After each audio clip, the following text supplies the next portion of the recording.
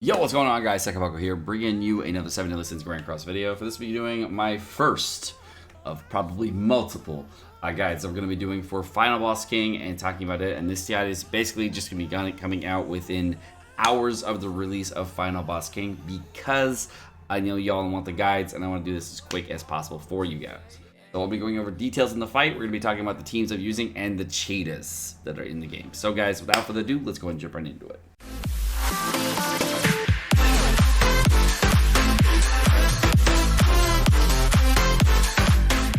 Alright guys, so we're going to be going over Final Boss King a little bit here and talking about him. Alright, so for Final Boss King, there are 5 recommended heroes that they're telling you to use. The first recommended hero is going to be Escanor, obviously really great. For some reason, Elaine, it's based on your rarity that you have them in your box apparently. This is what they show up as. My Elaine's level 1, so I'm assuming that's why it comes up as SSR. Then there's Green Liz for the ult rush as well as healing, and then we got Merlin for ult rollback, and finally we got Green Gother for ult rollback as well as ult damage reducing, but that doesn't stay up on the boss, so what are you going to do? Alright. So let's go over the phases and talk about them. I've already talked about them at length on the Japanese version. Let's go ahead and look it up. Number of skills used is gonna be increased by 1. Okay, it actually says number of skill use increased by 1. That's a passive. So versus hard difficulty and extreme, I guess it's increased skill usage. Decreases damage taken from counters. So green melee fans, trash. Holy fuck. Decreases damage taken from counters by 60%. This shit was 30 on fucking JP on the second iteration. They really don't want you to use green melee. They really say, fuck you, green melee, he trash. Okay, next one up, removes debuffs from the hero during the ally's turn. So, this means defense skills down could be used. Okay, now going into the final one, immune to stun, petrify, and freeze. That means you can't use a Gustav, you can't use a Merlin in order to get a freeze up to do more damage. The only way you can actually get more damage is by using a defense skills down or a buff on your characters in order to get more damage. So that's phase 1. Phase 2, looking at the passives here, we're gonna have increased skill numbers by 2. So he gets 3 attacks on phase 2. His second ability is decreases damage taken from ultimate moves by 20%, so he's going to take less damage from ultis here. Just know that that's going to be a big thing there. And of course, decreases damage by counters by 60%. They really do not want you to use Green Meliodas. Same thing as before, remove debuffs at the start of the turn, and finally, it's going to move Petrify, Stun, and Freeze. If you didn't hear my previous video, on the first phase, he's going to be really similar to Red King and Blue King put together. This right here is the same as the Red King ability, but instead of having Impact, it actually, which does damage in the following turn, it has Shatter, which ignores all resistance rate, and it goes from 120 to 180 to 300. Second ability is going to do normal, exactly the same as Blue King, 200, 200, and then 250 for Petrify for 2 turns. This is really rare to get a rank up on the Petrify, but maybe they increase the skill rankings, we don't know. All right, going forward after this, we have Green King, and you can see he has spike damage here, so if it crits, it does double damage. It goes 120, 180, and 540%. So big thing here, I think this is actually 450%, but if it's 540, don't let him use a 3-star card, because you'll die in 100%. All right, next one is going to be his second ability, which is Ruin. It's a 100% attack, but it does increase damage versus debuff skills. So any debuff, it's going to eat and do 20% extra damage, kind of like Lizhawk does extra damage per buff that you have. And he goes from 100, 160 to 480. So 3-star cards are nasty here. So again, don't let him use a 3-star card. Don't let him use his ultimate. His ultimate does 1,260 attack and is definitely going to crit because the passives on the side guys are going to give him increased crit chance. So definitely do not let this guy crit. It will be nasty. The buff that these guys are applying is a 20% attack to all allies by for every single turn it gets up. And on the second phase, when you walk into the room, you're going to have increased ultimate gauge by 5, and then every time the enemies use their debuff skill, it's going to reduce all defense of all enemies by 30%. So it's not going to be defense skill, just defense by 30%. So you don't have an increased chance to be critical strikes on the second turn, but you do have an increased chance to be hit harder. So skill lead ranks right here, we're going to have to see. I'm going to go ahead and we're going to try Run at Hell. So we figured this shit out. And we figured out that there is a method to the madness that you can actually manipulate. And the method to the madness is this thing where you can actually crit Final Boss King. Okay, remember, turn off the auto. Got it. Okay, so the first hit is critting. So we go wabam, wabam, and wabam. Okay, debuff, defense skills down. Kablamo! 556,000 final hit. Show me that. Come on. Oh, freaking baby. Seka, you're a genius. Alright guys, so let's go over the team build just a little bit. So first off, we have Green Lizhawk, who is here for two main reasons. The first reason she is going to be here is her passive. She's going to give everybody on the team 10% HP related stats. That's giving 10% HP, 10% lifesteal, and then the other one that's actually really nice is 10% recovery rate, which actually affects lifesteal, and I have a video regarding that a little bit later. But essentially, because she gets all that to your team, your whole team's getting extra HP and lifesteal, you can sustain and survive through all the bullshit. The second reason she's here is reducing defense-related stats by 40%. Again, defense-related stats are going to give you minus defense, minus resistance, minus critical resistance, and critical defense. So that makes it so your critical strikes hit harder, and they can actually occur. So very important for Lizhawk. Next up, we're going to be using Death Pierce, and I'm using him in the back line to decrease enemies' crit resistance as well as critical defense, because those are the things that actually matter to me in this fight. Other than that, Death Pierce doesn't fucking matter. Next up, we have Green Merlin, and Green Merlin's going to be here for one reason and one reason only: ultimate gauge rollback. She's green and she rolls back ultimates by 1. Very important for me is to use this Green Merlin so I can do it. Her ultimate ability is also really nice, really good. Does tons of damage, and as you can see, also we got the Green Lizhawk with the big PP ultimate as well. Does tons and tons of damage. Both of these characters are very strong against Final Boss King. They do tons of damage versus the first heart, making life a lot easier. Then we got the Jericho. Okay, Jericho, 10% crit chance per ability used. Try just ramping up the abilities. She, of course, can use this ability and this ability to do damage on the boss. However, you don't get a ton of damage out of this. You do get some chip damage in the first couple turns. You gotta get some RNG, though. The main reason we got the Jericho here is the ultimate, that fake combo with Gila, giving me the 960% damage ultimate that has spike. So if I crit, it does 4x damage. So that's huge. Okay. Actually, more. It's basically whatever critical damage I got plus times 2. So I mean, that's a lot of damage. But basically, that's the reason she's here, and that's why she's going to be a very good unit for this fight. So for this Final Boss King run, we got everything here. We got everything. We got good RNG finally. I'm going to go and do this. Okay, we're going to use a debuff skill card, use this one, and this one, okay? Hopefully, we have the damage. I am hoping my 3,800, by the way. Wow. Okay, big damage here, couple ammo. Okay, we definitely have the damage this time because of the defense down. Okay, hopefully, we get another Liz card here. I am hopeful we get another Liz debuff skill card here, because imagine. We could potentially have perfect RNG on this possibility run, if I crit. Big if, right? Big if. Big if. Big freaking if. Please give it to me. Give me the Liz card. Give me the Liz card. Give me the Liz. Yes, let's go. Okay. Potentially perfect. Potentially perfect, okay? I don't know. If I crit here, potentially we can one-tap him. Here we go. Please crit. Please crit. Please crit. Please crit. Please crit. Please crit. Please crit. Yes! Boom, baby! All right. 450,000 damage. Instantly one-tapped him. Beat it. How much is my score? That's it? It's been out for like 10 minutes here, and I'm ranked 13th.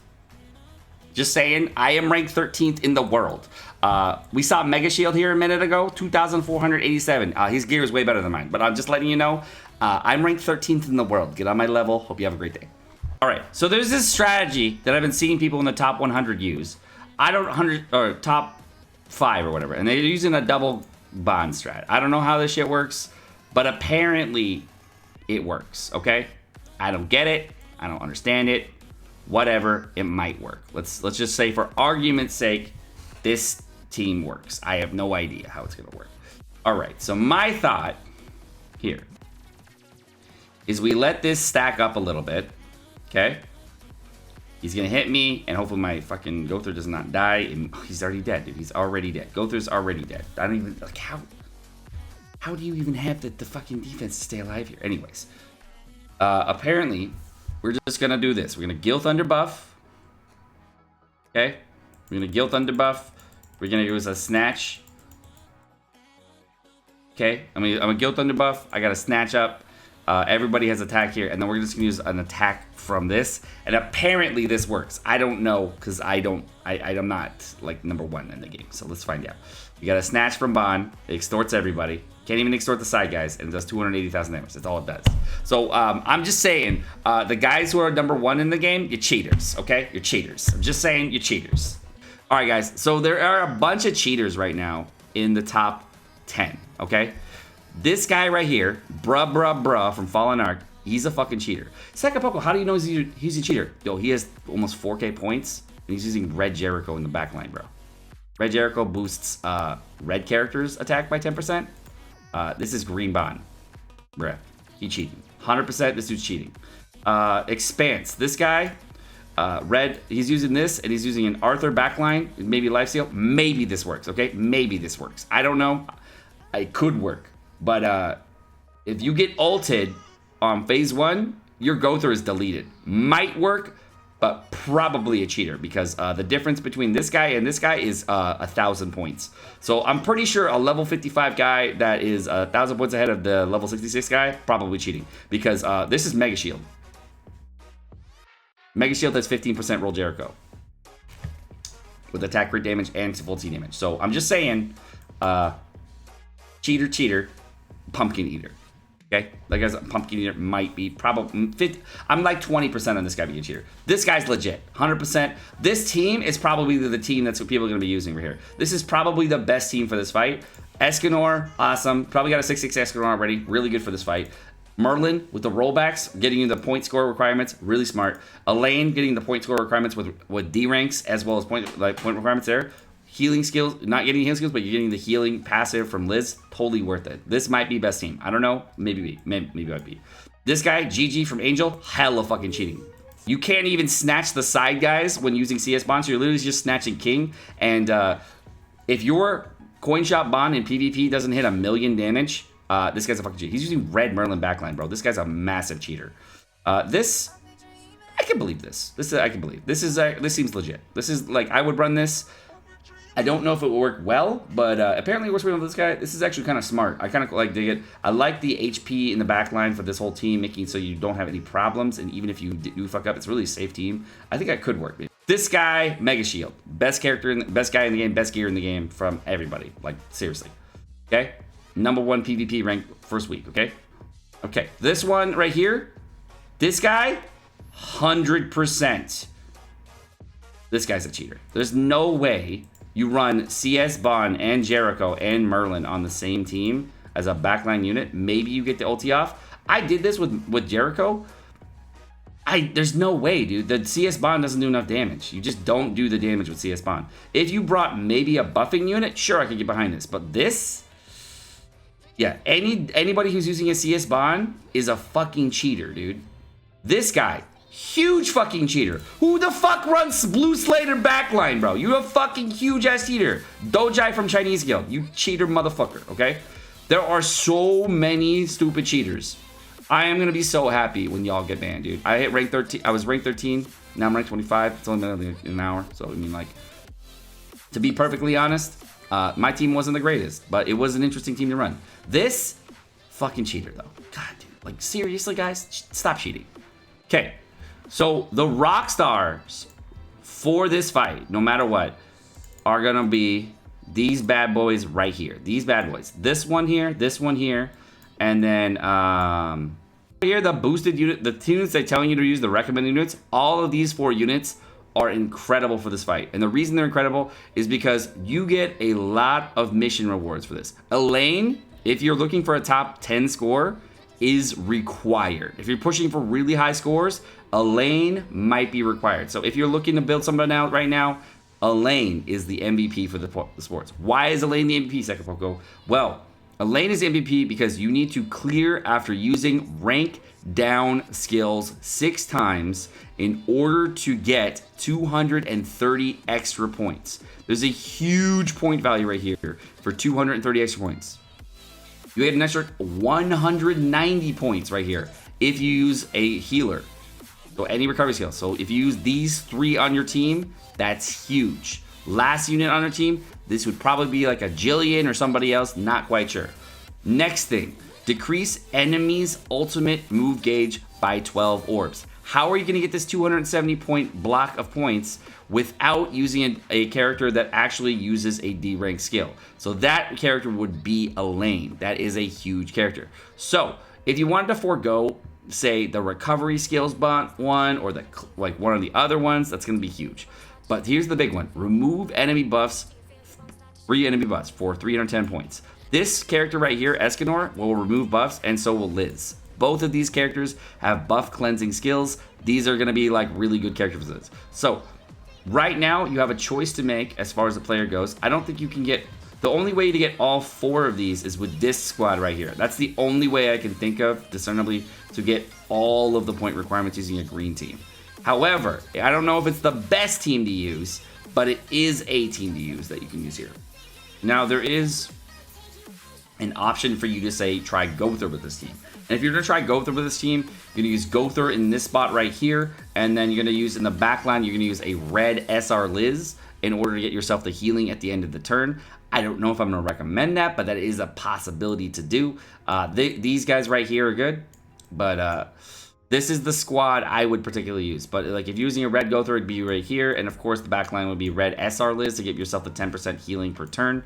That would be the best thing to do. But these two are the god squads right here. I tried it with Jericho. I like the Jericho strat. The problem with the Jericho strat is it's really relying on crit, and seeing how it's 50 stamina per run to do.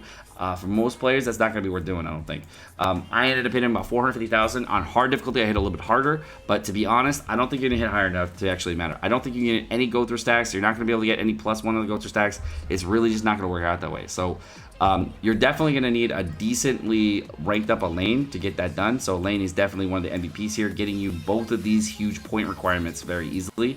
And if you do use this, you can get the Fate combination with Merlin on Escanor here, and this gives you extra damage on your ultimate for Escanor, because Escabro gets an extra, like, I think it's like 120% damage here. So this can actually do a very, very large amount of damage. It goes from, say, 840 to 960, all the way from 1260 to 1440. So it's like a 180% damage increase at max rank ulti, I think.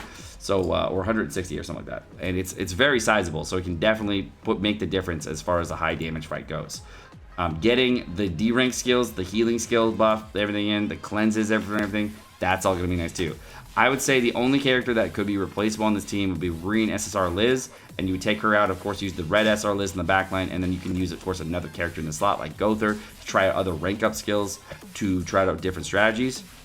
Another character you could use in the backline would be Green Jillian. That would also be a great character. Green Jillian, of course, is a phenomenal unit for this raid, and the reason she's so good is because she actually gives a 30% HP attribute characters HP, so you give everybody on the team 30% HP, which is actually very, very helpful here. Elaine giving 15% HP skills to herself is really nice, so she can always lifesteal for herself, so she'll always have a little bit higher HP. Plus, these two guys are, you know, out here just getting 30% extra HP. They can then do tons of damage.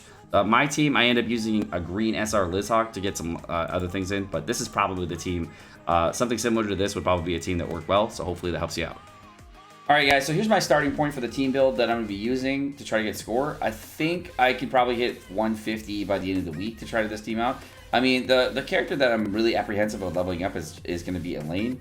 I just finished working on my Jillian to get this team started, and it looks like it's going to work pretty well, and we're going to hit all the score requirements we're going to need to. I'm probably going to get this done later this week, but right now it's like 3 o'clock in the morning, so I'm not going to be able to do a full team guide on this team yet, but I will have a subsequent guide with a score retirement team. But again, thank you for watching. Alright guys, my name is Sekapoko. Thanks so much for watching. If you guys enjoyed this video, if you guys did enjoy the video, of course, like and subscribe to the video, because, you know, it helps out immensely. Easier by hitting the like button a lot. That does a lot of good work. You know, we get to 750 like on video, I do more video. You know what I'm saying? I do more video. Guys, we get to 1,000 like, I put out the subsequent YouTube videos. Okay, and thank you for watching. Have a great day, guys. Peace.